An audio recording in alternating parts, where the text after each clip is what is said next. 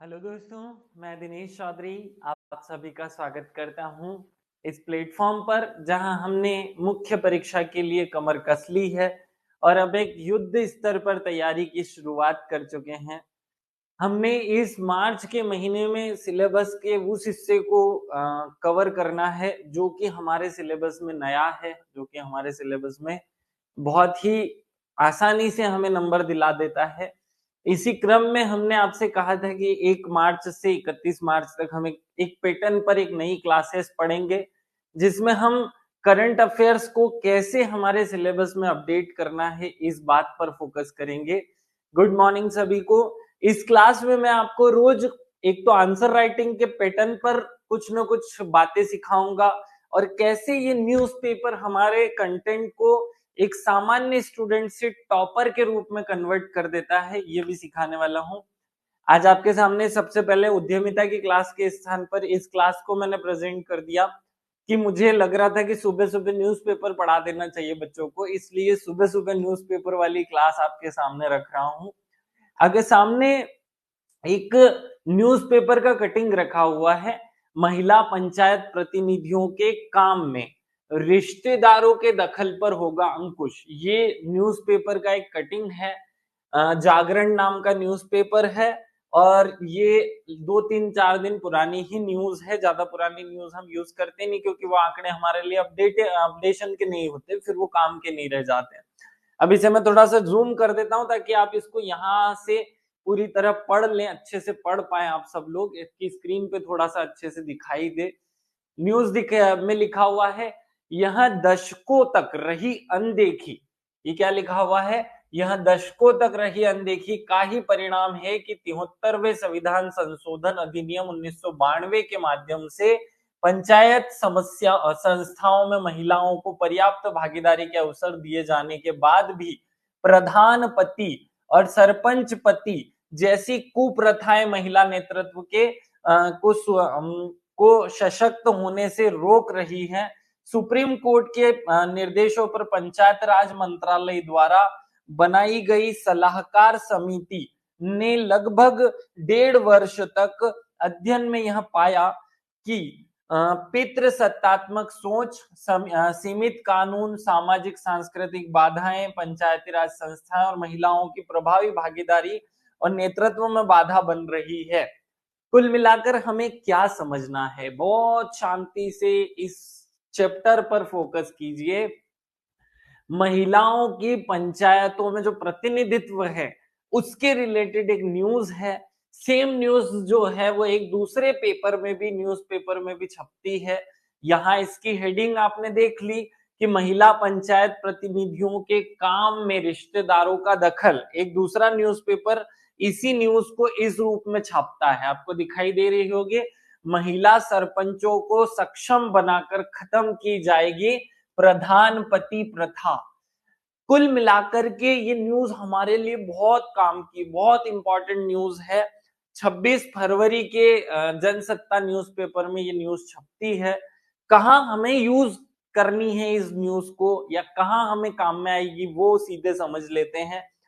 आपके सिलेबस में 2 स्थानों पर सबसे पहले तो आपको ये एक सिलेबस का हिस्सा दिख रहा होगा। हमारे सिलेबस में कॉन्स्टिट्यूशन जो संविधान का हिस्सा है, पेपर टू का जो संविधान वाला हिस्सा है उसके यूनिट 5 में एक स्थान है, यूनिट 5 में, जहां मध्य प्रदेश में प्रशासन इस नाम से एक टॉपिक दिया हुआ है। मध्य प्रदेश में राजनीति में महिलाओं का योगदान। बहुत शांति से इस टॉपिक को समझो। न्यूज क्या थी? पंचायतों में सरपंच पति की समस्या, और यहां पर लिखा हुआ है राजनीति में महिलाओं का योगदान। सीधे सीधे कनेक्टेड है। एक स्थान और बताता हूं, हमारे पेपर टू का जो सोशियोलॉजी वाला हिस्सा है, पार्ट 2 सोशियोलॉजी वाला जो हिस्सा है उसके भी 5th यूनिट में यहां सामाजिक वर्ग में महिलाओं से रिलेटेड प्रश्न पूछे जाएंगे। सामाजिक रूप से महिलाओं के पिछड़े होने के कारण, राजनीतिक रूप से महिलाओं के पिछड़े होने के कारण, आर्थिक रूप से पिछड़े होने के कारण, वहां यू न्यूज काम में आ जाएगी तो आपको ये समझ में आ गया। अब हम इस न्यूज पर चलते हैं। तो न्यूज में क्या कहा गया है, क्या है ये न्यूज, इसको इन शॉर्ट फॉर्मेट में आपके सामने प्रेजेंट कर रहा हूं। हमारे देश में 73वां संविधान संशोधन लागू होता है और 73वें संविधान संशोधन 1992 के बाद हमारे देश में 24 अप्रैल से पंचायती दिवस मनाकर जो है ग्राम पंचायतों को शक्तियां दे दी जाती है, अर्थात शासन का विकेंद्रीकरण कर दिया जाता है। और ये माना जाता है, ये स्वीकार किया जाता है कि हमारे देश में अब महिलाओं को भी राजनीति में हिस्सेदारी मिलेगी और ऐसा करने के लिए 1/3 आरक्षण महिलाओं को इस कानून के तहत दिया जाता है। लेकिन 25 साल, 30 साल, 50 साल होने वाले हैं इस कानून को पारित हुए। अगर मैं 73 को 92वें संविधान संशोधन मतलब 1993 से अभी तक जोड़ू तो लगभग 30 वर्ष पूर्ण हो चुके हैं सभी राज्यों में इस शासन व्यवस्था के।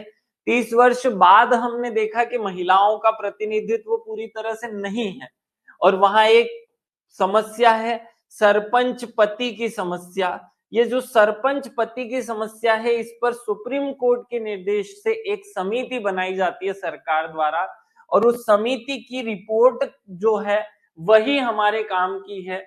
ये जो प्रधान पति की समस्या है, इस रिपोर्ट में प्रेजेंट की गई है कि प्रधान पति की प्रथा को खत्म किया जाए।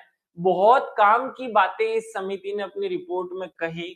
आपको सबसे पहले तो ये याद रखना है कि हमारे इस न्यूज़पेपर, ये दोनों न्यूज आपको बहुत अच्छे से पढ़नी है, लेकिन उसमें जो सबसे काम की बात है कि सुशील कुमार समिति जो है उसका संबंध किस चीज से है। बहुत ध्यान से इस बात को नोट करें कि सुशील कुमार समिति का संबंध किस चीज से है। सुशील कुमार समिति का संबंध है पंचायतों में या जो पंचायत में सरपंच पति या स्थानीय निकायों में जो महिलाओं को सीटें दी गई हैं, उनमें पति के या पैतृक लोगों के द्वारा हस्तक्षेप से जो समस्याएं पैदा हुई है, उसके ऊपर ये न्यूज है। अब मैं न्यूज पर चलता हूं और न्यूज के हाईलाइटेड पॉइंट आपको कुछ बता देता हूं ताकि आप समझ पाए। यहाँ लिखा हुआ है, मैं थोड़ा शॉर्टकट में इसका जो भाव है वो आपके सामने प्रेजेंट कर देता हूं। इस न्यूज का भाव क्या कहता है वो आपके सामने प्रेजेंट करता हूं। देश में 15.3 लाख निर्वाचित महिला प्रतिनिधि हैं। ये हमें सीधा एक डाटा मिल गया जो हमें न्यूज़पेपर से उठाना है। देश के 21 राज्यों और 2 केंद्र शासित प्रदेशों में पंचायत राज संस्थाओं में महिलाओं के लिए 1/3 सीटों का आरक्षण है। इससे ये हमें पता चल जाए कि भारत के 28 राज्यों और जो केंद्र शासित प्रदेश है वहां उन सब में पंचायतों में महिलाओं का आरक्षण नहीं है। केवल 21 राज्यों और 2 केंद्र शासित प्रदेशों में ही महिलाओं को आरक्षण दिया गया है। संवैधानिक प्रावधान का विस्तार किया गया और महिलाओं को 50% आरक्षण दे दिया गया। सॉरी, मैं अपनी बात को फिर से सुधार लूं।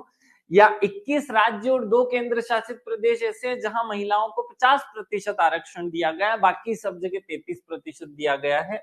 देश में पंचायती राज संस्थाओं के सभी 3 स्तरों में महिलाओं के लगभग 2.63 लाख पंचायतों में 32 लाख निर्वाचित प्रतिनिधि है। एक बहुत अच्छा डाटा हमें यहाँ से मिलता है कि भैया 2.63 लाख पंचायतों में महिलाओं का प्रतिनिधित्व है, जिसमें लगभग 32 लाख महिलाएं या तो पंच के पद पर, सरपंच के पद पर, जनपद पंचायत प्रतिनिधि के पद पर या किसी न किसी पद पर कार्यरत है। ये हमें यहाँ से समझ में आ जाए।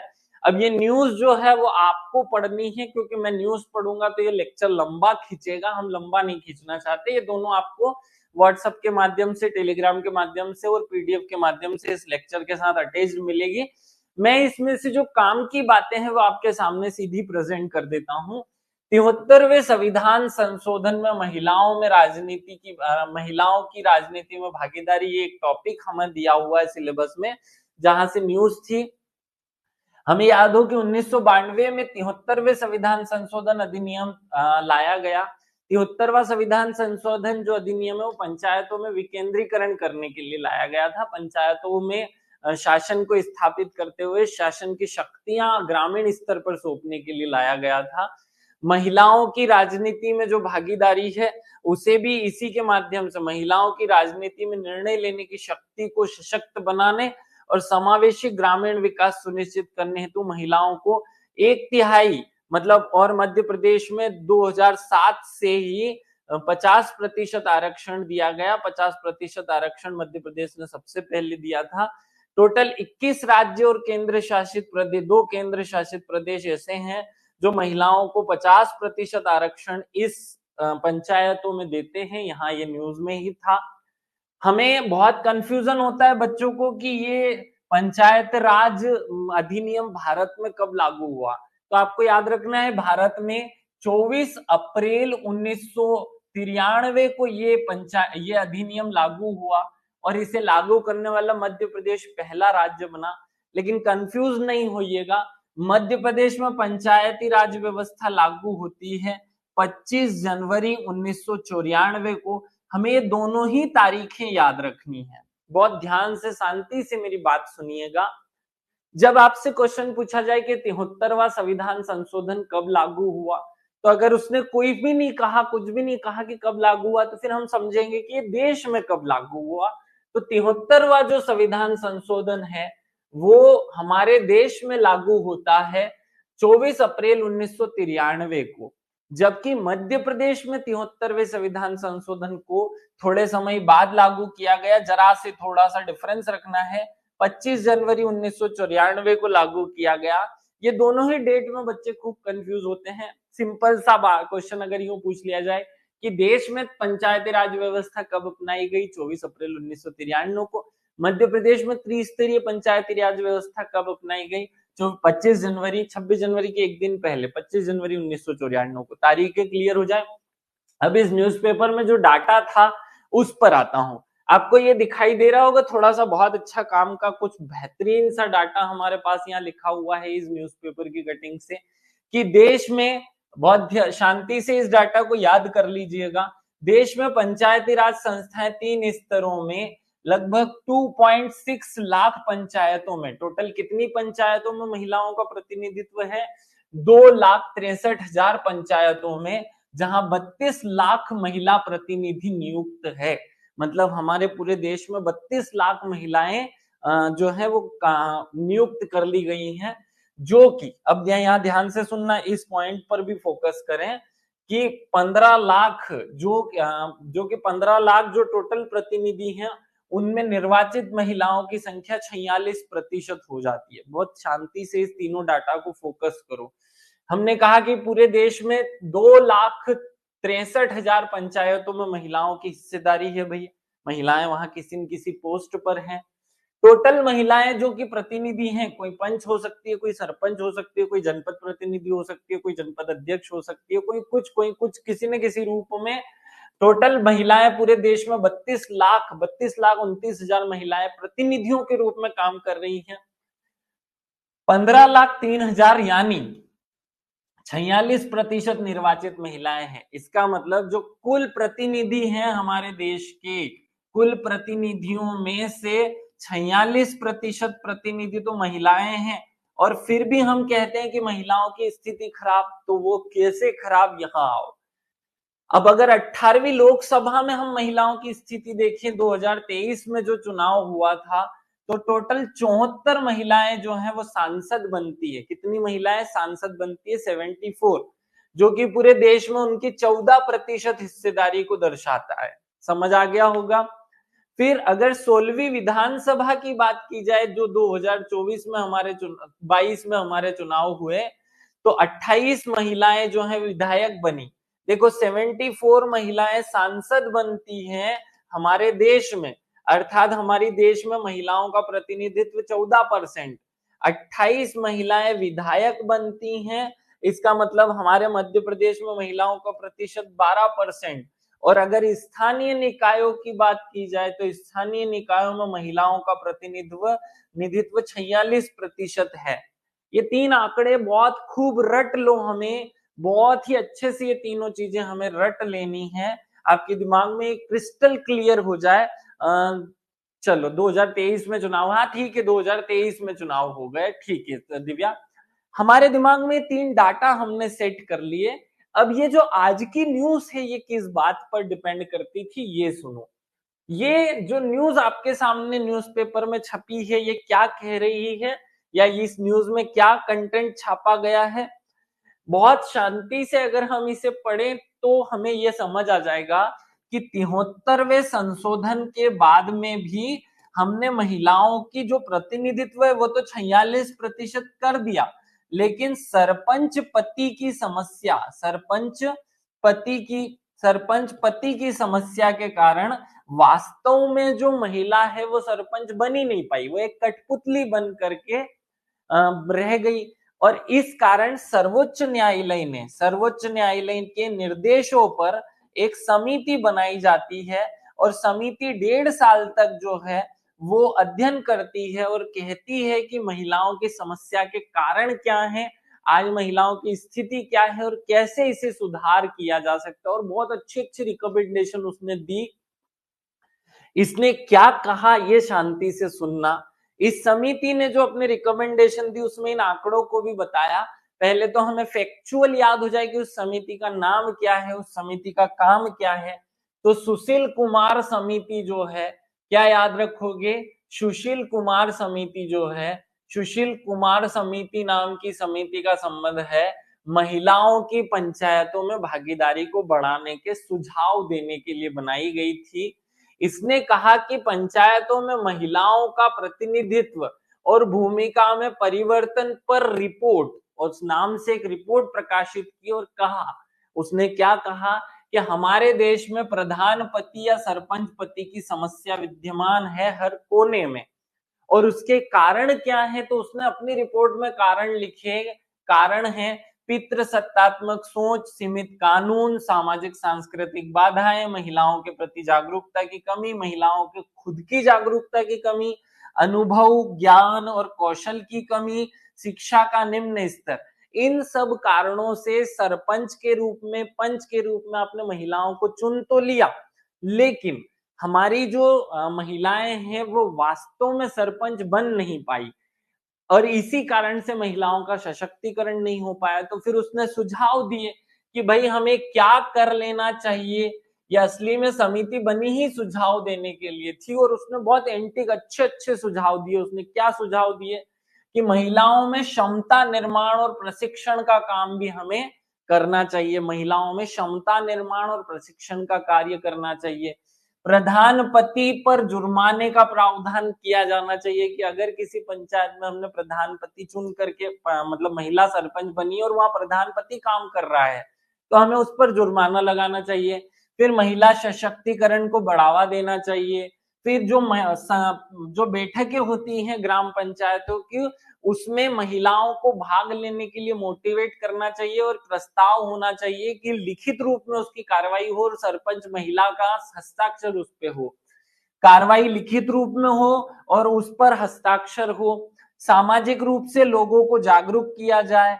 मेंटोरशिप कार्यक्रम चलाया जाए। अब इन्होंने मेंटोरशिप कार्यक्रम को भी बढ़ावा देने की बात की। ये कह रहे हैं कि भैया हमारे देश में खूब अच्छी अच्छी महिलाएं नेता हैं, बड़ी बड़ी नेता हैं, तो क्यों ना हम हर जिला स्तर पर एक एक ग्रुप बना दे महिलाओं के, व्हाट्सएप ग्रुप, फेसबुक ग्रुप, और वहां महिलाओं को महिलाओं के साथ जोड़ दिया जाए, उन बड़ी महिला नेताओं के साथ छोटी महिला नेताओं को। तो गांव की जो महिला है वो जब खुद मोटिवेट हो जाएगी तो वो खुद सरपंच बनी रहेगी, अपने पति को सरपंच पति नहीं बनने देगी। फिर प्रॉक्सी नेतृत्व, इसकी स्थिति में गोपनीय शिकायत प्रणाली और एक हेल्पलाइन नंबर की व्यवस्था की जाए, जिससे हम निगरानी कर सके कि कहां हमने सरपंच महिला को बनाया था और कहां उसका पति बन गया। फिर महिला लोकपाल की नियुक्ति की जाए। महिला प्रधान का सार्वजनिक शपथ ग्रहण करवाया जाए। स्थानीय भाषाओं में शिकायत की व्यवस्था हो। जिला स्तर और ब्लॉक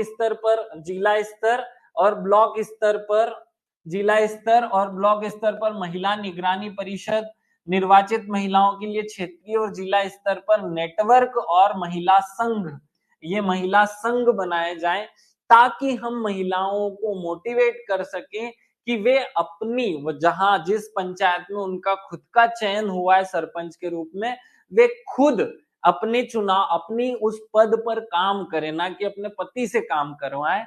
तो हमें बहुत अच्छे से याद करना है कि सुशील कुमार समिति जो है उसने कुछ आंकड़े बताए और सुशील कुमार समिति ने कहा कि ये सुझाव अगर हम पालन करते हैं तो महिलाएं वास्तविक रूप में सरपंच बनेगी, प्रॉक्सी सरपंच की समस्या खत्म हो जाएगी और सरपंच पति की समस्या भी समाप्त हो जाएगी। तो ये सुझाव आपको रट के रखने हैं।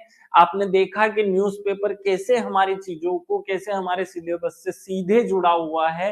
देखो मैंने फिर से एक बार बता दूं आप लोगों को कि हमारे सिलेबस में एक टॉपिक था, हमारे सिलेबस का एक बहुत शानदार टॉपिक, महिलाओं की राजनीति में, मध्य प्रदेश में राजनीति में महिलाओं का योगदान। और इस टॉपिक को कवर करने के लिए एक न्यूज छपी, ये जन जागरण जो न्यूज़पेपर था उसमें छपी, महिला पंचायत प्रतिनिधियों के काम में रिश्तेदारों के दखल पे होगा अंकुश। और एक न्यूज छपती है जो है जनसत्ता न्यूज़पेपर में, और वो न्यूज़पेपर में भी क्या लिखा हुआ है, देखो हेडिंग, महिला सरपंच को सक्षम बनाकर खत्म की जाएगी प्रधान पति की व्यवस्था या प्रथा। तो इस पर एक समिति बनी, उसने कुछ रिकमेंडेशन दी, हमने यहाँ से खूब सारा कंटेंट काम का ले लिया। एक तो कारण ले लिए, एक आंकड़ा मतलब डेटा हमें ले लिया, और तीसरा हमने सुझाव ले लिए बहुत अच्छे अच्छे जो इस समिति ने कहे थे कि कैसे राजनीति में महिलाओं के प्रतिनिधित्व को, योगदान को बढ़ाया जा सकता है। आपको ये तीनों टॉपिक समझ में आ गए होंगे। अब आप कोशिश कीजिएगा कि इस डाटा और इस कंटेंट का उपयोग करके हम अपने जो कंटेंट है, अपनी जो परीक्षा का पार्ट है उसको बहुत अच्छे से अपडेट कर सके। ये जो न्यूज है, ये जो लिखित रूप में कंटेंट है, ये आपको पीडीएफ फॉर्म में अवेलेबल अभी के अभी कराया जा रहा है। सभी को धन्यवाद। इसके जस्ट बाद मेरी उद्यमिता की क्लास है, आप सभी लोग वहां ज्वाइन करें। Thank you. जय हिंद, जय भारत।